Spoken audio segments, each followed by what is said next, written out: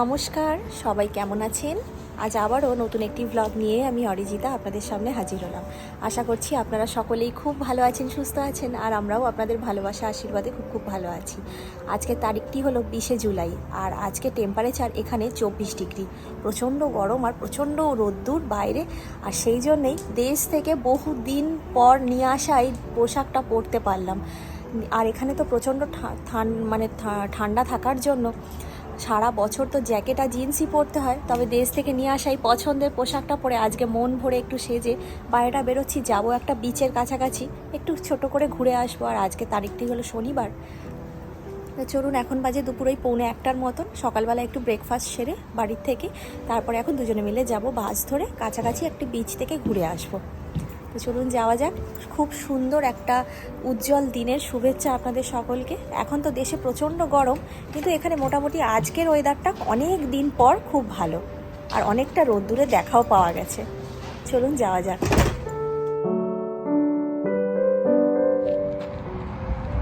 আজ অনেক দিন পর দেশ থেকে নিয়ে আসা এই পোশাকটা পরে বেরোতে পেরেছি। আর আজকে একদম সানি ওয়েদার, আকাশে এক ফোঁটা মেঘ নেই আর প্রচণ্ড রোদ্দুর। আজকে টেম্পারেচার এই মুহূর্তে 24 ডিগ্রির মতো। খুব সুন্দর লাগছে। চলুন আজকে একটু ঘুরে আসি। এত সুন্দর ঝাঁ চকচকে রোদ্দুর দেখা গেছে অনেক দিন পর। দেশ থেকে ফেরার বহু মাস পরে এতটা সাজুগুজু করে আর পছন্দের জামাখানি পরে বেরোতে আজ আমাদের দুজনেরই ভীষণ আনন্দ হয়েছে। আর আমরাও হাঁটতে হাঁটতে এদিকে একদম বাস স্টপের কাছে চলে এসেছি। আজ এত সুন্দর রোদ্দুরের আলো যা বলার নয়, তবে বাস স্টপে দেখার মতো ভিড়। এই বাসটিতে আমাদের যাওয়ার কথা ছিল, তবে বাসে এত পরিমাণে ভিড় হয়েছে দরজাই বন্ধ হচ্ছিল না। তাই আমরা ভাবলাম এর থেকে 15 মিনিট পরে যে বাসটি আছে সেটা ধরে বরং গন্তব্যে পৌঁছে যাব। আর এদিকে আমরা বাসে উঠে পড়েছি। বাসে অসম্ভব ভিড়। আজকে রাস্তাঘাটে লোক গিজগিজ করছে, রোদ্দুর বাইরে, এই জন্য একদম লোকজনে ভর্তি। বাস একদম প্যাকড পুরো, একদম উঠেই একটা বসতে জায়গা পেয়ে গেছি। চলুন, বাস ছেড়েও দিয়েছে, যাওয়া যায়। আর আমাদের বাসটা যেহেতু একেবারে গন্তব্যস্থলেই পৌঁছবে, তাই স্টপ থেকে ডাইরেক্ট কানেক্ট করে বলে এই বাসে প্রচণ্ড ভিড়। তবে উঠেই বসার একটা জায়গা পেয়ে গেছি, কারণ অনেকগুলো স্টপ পেরিয়ে পৌঁছতে হবে সেই জায়গায়। আর চলুন আপনাদের দেখাই কেমন ভিড় হয়েছিল। যেহেতু একটা ছুটির দিন, তার সাথে এতটা সানি ওয়েদার এবং বেশ সুন্দর গরমকালের মতন অনুভব হচ্ছে, তাই বাড়িতে মনে হয় আর কোনো মানুষই ছিলেন না। এত ভিড় যে বাসের দরজাই বন্ধ হচ্ছে না, অথচ এদিকে মানুষ ওঠার জন্য হুড়োহুড়ি করছেন। আর এদিকে যিনি বাস ড্রাইভার ছিলেন উনি বারবার অ্যানাউন্স করছেন পরের বাসে আসার জন্যে। তবে এই রুটে মাত্র দুটিই বাস রয়েছে, যেটা একেবারে direct destination to destination connect করে। তবে দেখছেন বাস স্টপ থেকে কত মানুষ এই স্টপটাতে নামলো। ছোট ছোট বাচ্চারা আজকে বাবা মায়েদের সাথে হাত ধরে বোধহয় এই বিচেই চলে এসছে। তবে এই বিচটা এত সুন্দর, চান করার উপযোগী এবং একদম পায়ের গোড়া অবধি জল, সেই জন্য ছোট ছোট বাচ্চারাও এই বিচে বাবা মায়েদের সাথে আসতে খুব আনন্দ পায়। আর এই বিচটির নাম হলো অ্যাস্কেম ব্যাদেত। অ্যাস্কেম ব্যাদেত মানে হলো অ্যাস্কেম বিচ। ব্যাদেত কথার অর্থ হলো বিচ, যা সুইডিশ ভাষায় ব্যাদেত বলা হয়। আর এই গাছে ঘেরা সুন্দর যে বড় পার্কটা দেখছেন, সেটা কিন্তু বিচ সংলগ্নই। অনেক মানুষ ওই বিচে স্নান করে আর এই পার্কের মধ্যে এসে বসে তাদের পরিবারের সাথে গল্প করে সময় কাটাচ্ছেন, অথবা পিকনিক করছেন, বারবিকিউ করছেন। আর দেখতে বেশ ভালো লাগছে চারপাশটা, এত লোকজন। তবে চলুন আপনাদের বিচের সামনেটা নিয়ে গিয়ে দেখাই ঠিক কত মানুষের ভিড় হয়েছে আজকের এই বিচটার সামনে। গথেনবার্গের মধ্যে যতগুলোই বিচ রয়েছে, তার মধ্যে থেকে সবচেয়ে সুন্দর এবং মানুষের সবচেয়ে বেশি পছন্দের বিচ হলো এই অ্যাস্কেম ব্যাদেত। এই বিচটি প্রায় 259 মিটার লম্বা। আর এই বিচেই প্রতি বছর গরমকালে প্রচুর মানুষ ভিড় করেন স্নান করা, বারবিকিউ করা, বাড়ির মানুষদের সঙ্গে এখানে বসে পিকনিক করার জন্যে। আর প্রতিটা মানুষই কিন্তু এখানে আসেন এই সুন্দর বিচের ধারে বসে রোদ্দুর পোহাতে, আর তাছাড়া তার সাথে সাথে স্নান করতে। জলের পরিমাণটা এতটাই কম এবং অল্প যে ছোট ছোট বাচ্চারাও বাবা মায়েদের সঙ্গে স্নান করতে খুব পছন্দ করে। তবে জলটা কিন্তু বেশ ঠান্ডা। দেখছেন কত মানুষ বিচে স্নান করছে। আর জলের মাঝখান থেকে এরকম একটা লম্বা রাস্তা চলে গেছে, যেখান দিয়ে গেলে জলে খুব সহজেই ঝাঁপও দেওয়া যাবে, আবার সিঁড়ি বেয়ে বেয়ে জলের মধ্যে নেমেও পড়া যাবে। তবে এখানকার মানুষ যেহেতু বিভিন্ন অ্যাক্টিভিটির সঙ্গে সবসময় যুক্ত থাকেন, তাই গরমকালে দিনে নৌকা চালানো, মাছ ধরা এবং তার সাথে সাথে সাঁতার কাটাও কিন্তু এখানকার মানুষদের একটা হবির মধ্যে পড়ে।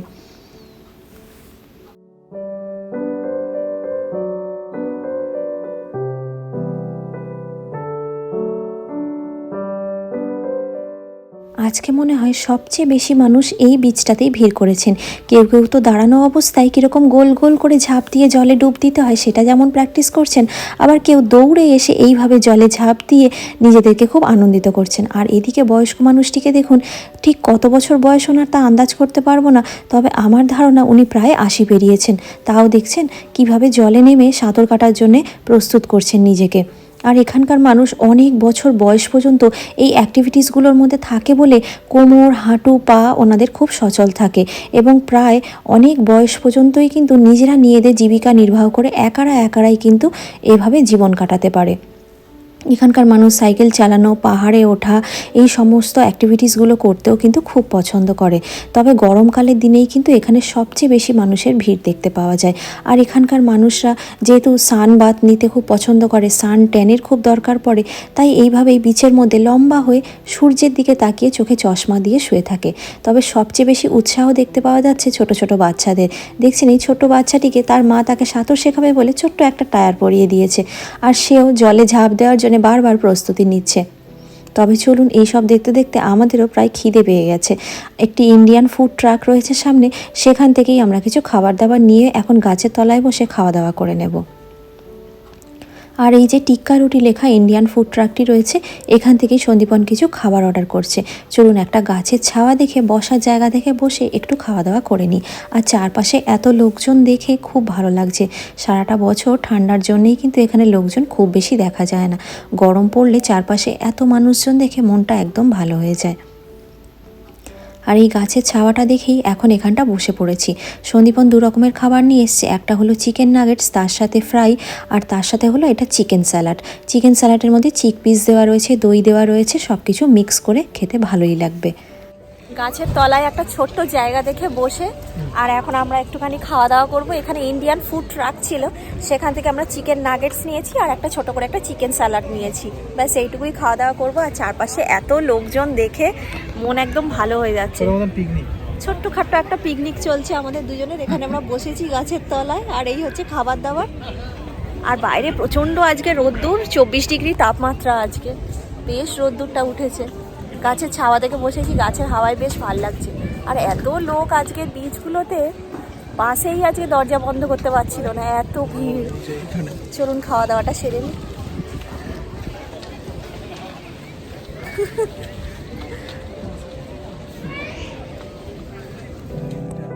গাছের তলায় এই জায়গাটা দেখে বসতে, গাছের এত সুন্দর হাওয়া, চারপাশে এত লোকজন, আর এদিকে গরম গরম চিকেন নাগেটস খেতে এত মজা লাগছিল।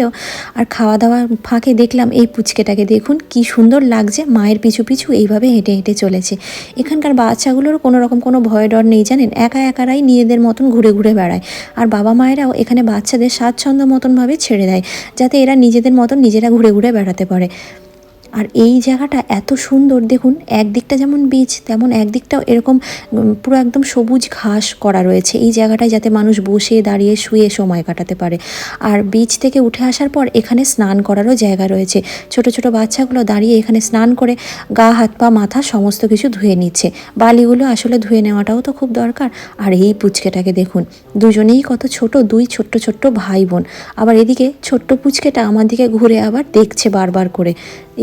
এদের বাবা মায়েরা এদের স্বাচ্ছন্দ্য মতন এই বালির ওপরে বসিয়ে খেলতে দিয়ে আর ওই দিকে চলে যায় স্নান টান করতে।